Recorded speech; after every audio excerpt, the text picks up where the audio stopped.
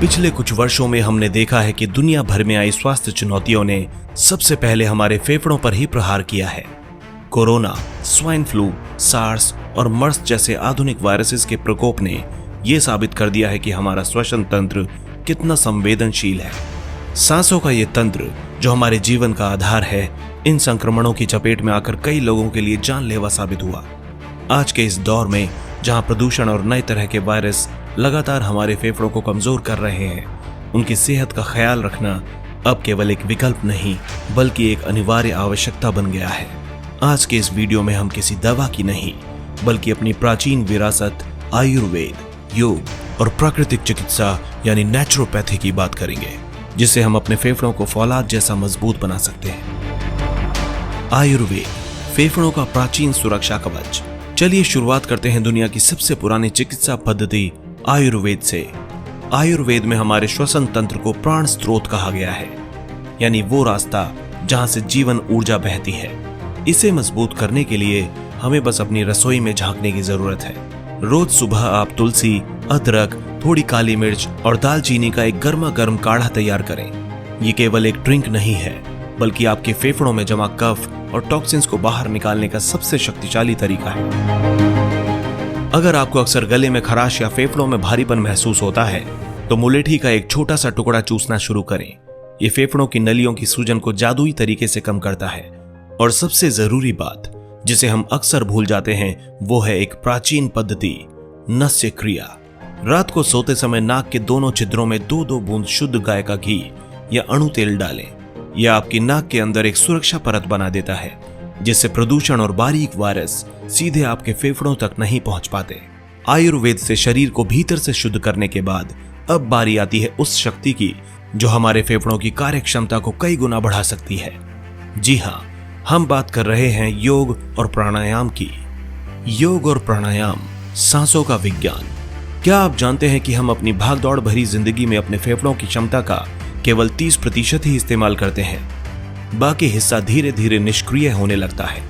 योग हमें सिखाता है कि कैसे अपने फेफड़ों के हर एक कोने तक ऑक्सीजन पहुंचाई जाए। भस्त्रिका प्राणायाम इसमें सबसे अहम है। जब आप तेजी से गहरी सांस लेते और छोड़ते हैं तो आपके फेफड़ों की करोड़ों वायु थैलियां यानी एल्वियोलीज खुल जाती हैं, जिससे शरीर का ऑक्सीजन लेवल तुरंत बढ़ जाता है। इसके बाद आता है कपालभाति, जिसे श्वसन मार्ग की सफाई कहा जा सकता है। ये फेफड़ों से कार्बन डाइऑक्साइड और जमी हुई गंदगी को बाहर फेंक देता है। साथ ही अनुलोम विलोम आपके नर्वस सिस्टम को शांत करता है, जिससे फेफड़े बिना किसी तनाव के काम कर पाते हैं। अब अगर आसनों की बात की जाए तो ताड़ासन और भुजंगासन जैसे अभ्यास आपकी छाती यानी चेस्ट कैविटी को फैलाते हैं, जिससे आपके फेफड़ों को सांस लेने के लिए पूरी जगह मिलती है। याद रखिए, जितनी लंबी और गहरी सांस उतनी लंबी आपकी उम्र। योग से सांसों को साधने के बाद हमें यह भी समझना होगा कि प्रकृति ने हमारे आसपास कई ऐसे तत्व दिए हैं जो बिना किसी दवा के हमें ठीक कर सकते हैं। प्राकृतिक चिकित्सा और आहार। प्राकृतिक चिकित्सा का एक ही सिद्धांत है, मिट्टी, पानी, धूप, हवा, सब रोगों की यही दवा। सबसे सरल और प्रभावी तरीका है स्टीम इनहेलेशन यानी भाप लेना। अगर आप पानी में थोड़ा सा नीलगिरी का तेल या अजवाइन डालकर भाप लेते हैं तो यह सीधे आपके फेफड़ों की गहरी नलियों तक पहुंचकर जमे हुए बलगम को पिघला देता है। इसके अलावा जल नेति जैसी क्रियाएं आपके ऊपरी श्वसन मार्ग को पूरी तरह फिल्टर कर देती हैं। बात की जाए खान पान की तो इसमें भी प्राकृतिक आहार लेना जरूरी है। फेफड़ों को विटामिन सी की सख्त जरूरत होती है, इसलिए आंवला, संतरा और नींबू को अपने भोजन का हिस्सा बनाएं। एक बात का खास ख्याल रखें, अत्यधिक ठंडा पानी और बहुत ज्यादा ऑयली खाना आपके फेफड़ों का दुश्मन है, क्योंकि ये कफ को गाढ़ा बनाते हैं। साथ ही सुबह की 15 मिनट की धूप लेना कभी ना भूलें। विटामिन डी की कमी सीधे तौर पर कमजोर फेफड़ों और श्वसन रोगों से जुड़ी हुई है।